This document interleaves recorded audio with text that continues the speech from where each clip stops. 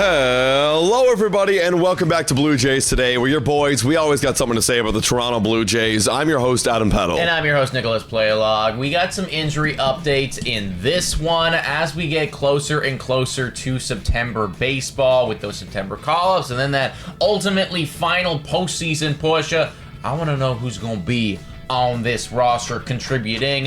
So let's get straight into it. Let's talk about Mr. Shane Bieber. That's the first name that we got to bring up here, folks. Everybody's wondering, when is he going to be donning his Toronto Blue Jays uniform after being traded for at the deadline? This was one of the most exciting acquisitions because whilst his floor is...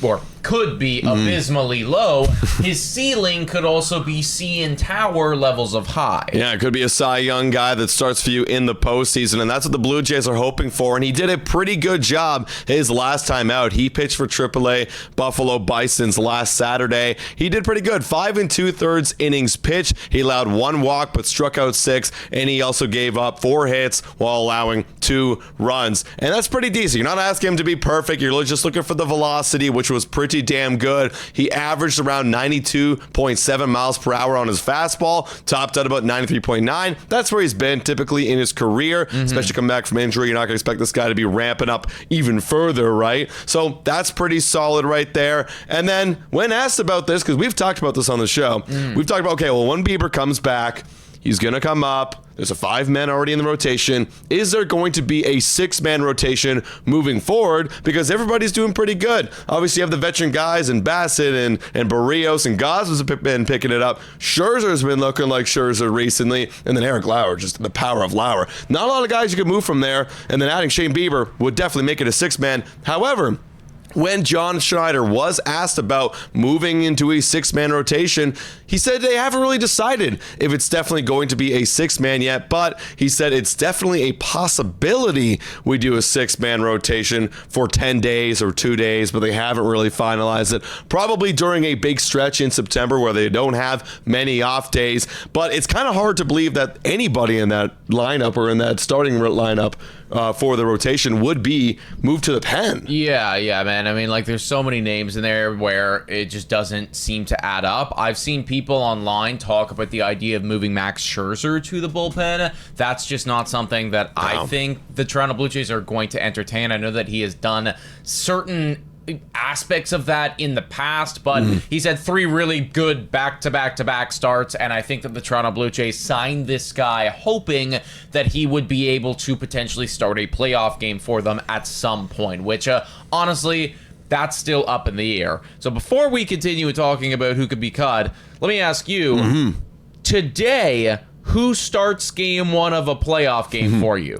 Probably Kevin Gosman. Just recently, he's been doing pretty good. He's got the pedigree with the Toronto Blue Jays. I'd probably have to hand him the ball on game 1. The other guys, though, that are very up there for possibly a game 1 star would be, you got Max Scherzer because you got the veteran presence right there. He's been very dominant. Obviously, our guy Eric Lauer, I think he will get a start in a playoff series. You can't deny that he's been, you can't deny him a spot based on what he's been doing so far this season. Game 1, though, that's where I feel like the pedigree comes into play. Kevin Gosman's been there with this club before, so I'd probably give it to him. What about you? If it was up to me right now, and we're talking, let's say 3 games, okay, 3 games mapped out, I think I probably do go Kevin Gosman game 1. I think Max Scherzer might be game 2. Right. And then game 3 for me, I personally would go Eric Lauer. Yeah. I don't know if the Toronto Blue Jays would necessarily go in that direction. Maybe they would want to give it to Jose Barrios. Granted, he's not been playing great recently. Yeah. Similarly to Chris Bassett, the numbers haven't been awesome. So for me, it goes Kevin Gosman, Max Scherzer, Eric Lauer. But then a healthy Shane Bieber, and if he is performing at a high level, I mean, that could obviously put a wrench into all of this. And if he was to join this rotation, circling back to what we were talking about, okay, well, who could go to the bullpen? I mean, I kind of think that if you had to put somebody in the pen, he did it prior to, what was it, the All-Star trade deadline? He did it. Chris Bassett, man. That's, for me, the guy right now who is not performing at a super high level when he's taking the bump, who's got a bunch of junk in the trunk. So it's like, you know, not his butt, in his repertoire. In his repertoire, where it's like, you know, we can throw out at any given. It feels like you can really play some good matchups there with Chris Bassett, right? Oh, this guy struggles a lot against the break and stuff. Let's put Chris Bassett in that inning against these certain individuals. I mean, for me, if I had to move anybody to the pen at this current juncture, that would be the guy. And you need a long man too, so it wouldn't be a bad idea. We'll see if Chris Bassett's open. Hey, he literally openly said, the only starting pitchers openly said, put me anywhere. I just want to win playoff games. I want to go win the World Series. And that's what he did right before the trade deadline. Yeah. Or right before the All-Star break, excuse me. Fuck, if you want to go in the bullpen, man, go for it. Like, maybe you could start there, and then if there comes a time when you need to move to a six-man rotation with Bieber in there, of course, then you can bring him back in and start games. Yeah, exactly, right. I think that Chris Bassett, I mean, honestly, like, I gained so much respect for him when he you know, did that, and when I was hearing from when we were at Baseball Town, hearing from Keegan Matheson and some of the others talking about how it's like, yeah, like, the guy is open and willing to do something like that. Team player mentality right there, and if they are going to do something like that, moving somebody to the pen, that would be the guy. But obviously, we got to wait till Shane Bieber comes back. Should be within, couple weeks? Couple weeks. He's going to pitch probably another rehab start this Saturday, and he's probably going to get up to 85 pitches, according to John Schneider. Then from there, should probably make a start the following week. You got to bring him up. You have to. In my opinion. Like, what else are we waiting for at that point? So, honestly, could be just one more start down there in AAA. Andres Jimenez, this dude could come up in an hour from now. Yeah. I mean, like, it feels like he's ready to go at this current point. The guy went 4 for 5 in his most recent start with Buffalo. I believe that is his fourth rehab appearance with the Bisons.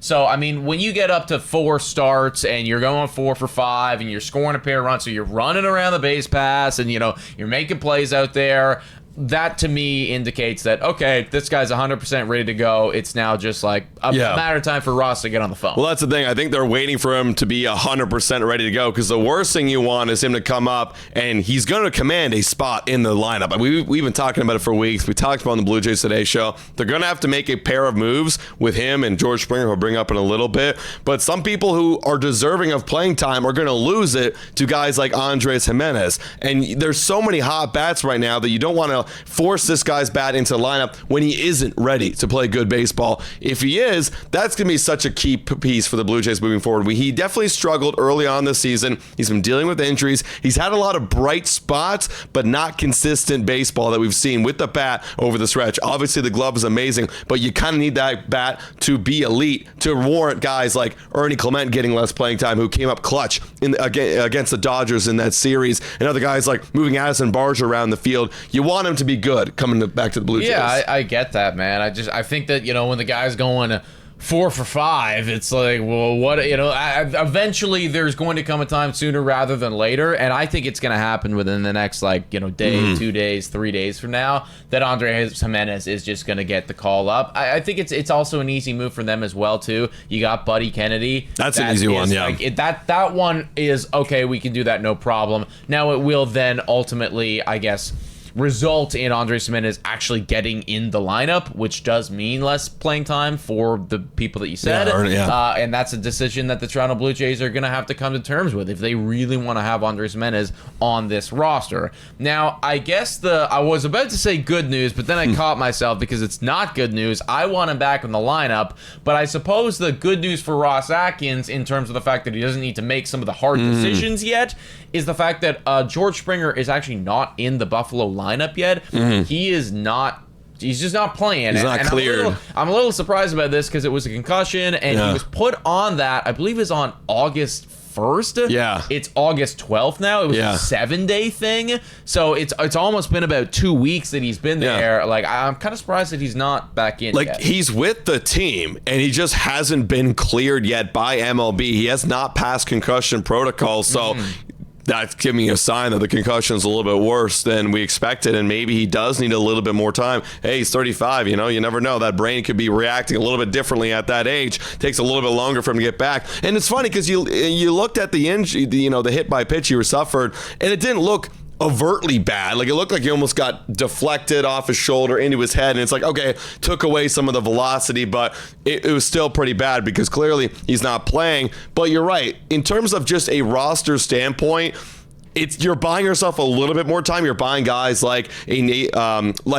Loperfido and a Davis Schneider, those guys that are up for that other roster spot that could be sent down. A little bit more time that are playing well. And I want George back. Don't get me wrong, but that's like I guess a blessing in disguise if you're Ross Atkins. Yeah, that's the thing. Like, it makes Ross's life just slightly easier. A little bit easier. Because he doesn't have to make that tough choice, and it is a tough decision deciding who you're going to send down if you are going to outright just DFA Miles Straw or Ty France.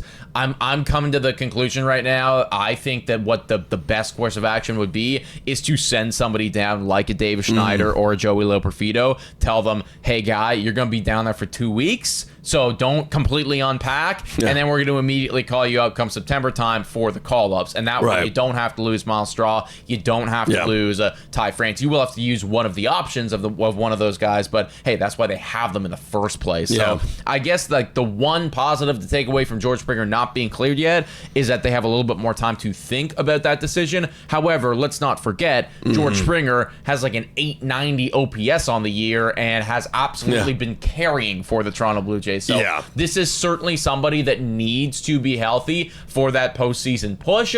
And hopefully, sooner rather than later, MLB will clear the guy and the brain can be feeling good again. Yeah, you got to hope. Maybe they treat him a little bit like Andres Jimenez right now. They give him a lot of playing time. Just wait until he's absolutely looking good. He's locked in. He's feeling great because he said he's feeling better. But let's see the results on the field. How can you react to a 95-plus mile per hour fastball? Yeah, that's the thing, right? Like, you got to have all your wits about you, and clearly right now MLB says that he doesn't. But folks, those are the latest Toronto Blue Jays updates. Please let us know your thoughts in the comments down below. Hit that like button, smash that subscribe button, and $4 a month become a YouTube member. And thank you to all of our current YouTube members. You guys are awesome. Guys, thank you so much for watching. And as always, go Jays, go!